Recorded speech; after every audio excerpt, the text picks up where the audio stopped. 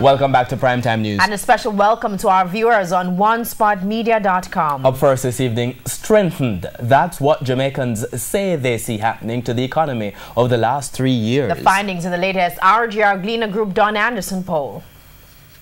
Things continue to look up for the Jamaican economy. Unemployment is at near record lows. Interest rates are at record lows. Inflation has been stable and consistently so for a number of years. We have had 15 consecutive quarters of economic growth, the longest stretch of quarterly economic growth since we started measuring growth quarterly in 1997. We are seeing credit to the private sector expand and hitting new highs. The opposition People's National Party arguing that it should get some of the credit. Those projects were coming to fruition now.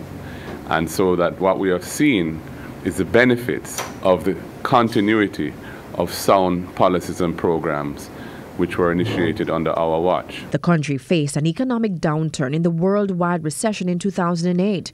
According to data from the Planning Institute of Jamaica, the country recorded 11 consecutive quarters of decline from 2007 to 2010. The then JLP government sought the support of the IMF, agreeing a standby loan package in February 2010 before walking away from the deal later that year. Then in 2013, the PNP administration entered into a new extended fund facility, setting in motion a slew of reforms which continue to this day.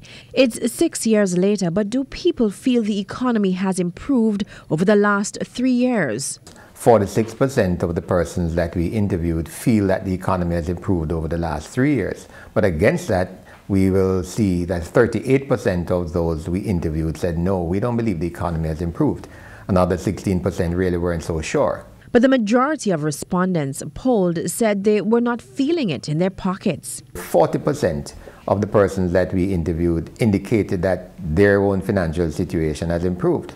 But against that, 53%, the majority, are saying no, my financial situation, even against the background of an improvement that I see in the economy, 53% say no. 55% of the respondents also said they felt jobs were being created, while 35% said they weren't convinced. Meanwhile, when asked whether the Bank of Jamaica was managing the foreign exchange rate effectively, only 33% said yes.